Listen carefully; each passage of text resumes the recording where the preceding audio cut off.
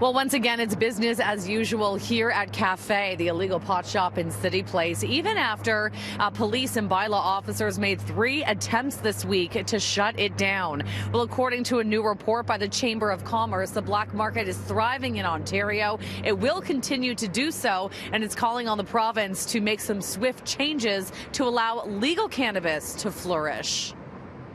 We have some stores that haven't opened yet. We heard some concerns from the employer community about whether they were ready.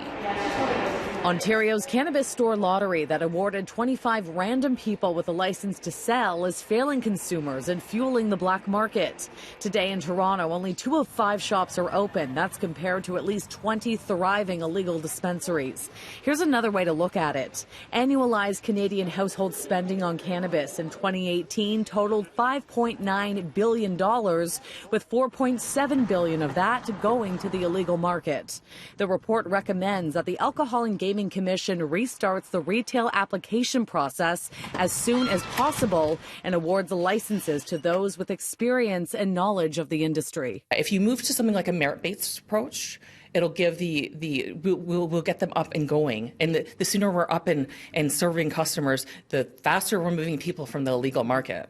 Right now, you can only purchase legal cannabis online through the Ontario Cannabis Store. The report recommends allowing licensed producers to sell their own products online as a way to provide more convenience to customers.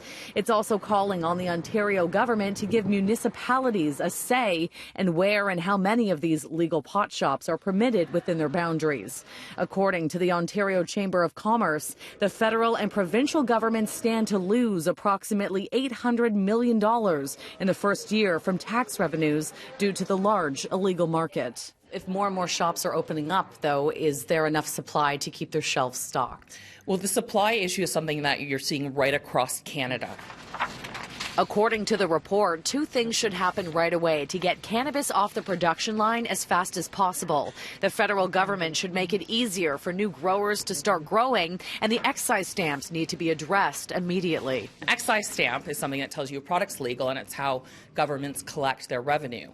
Right now, though, each province has their own little excise stamp, and the stamp has to be adhered manually. It wasn't made for an automated process.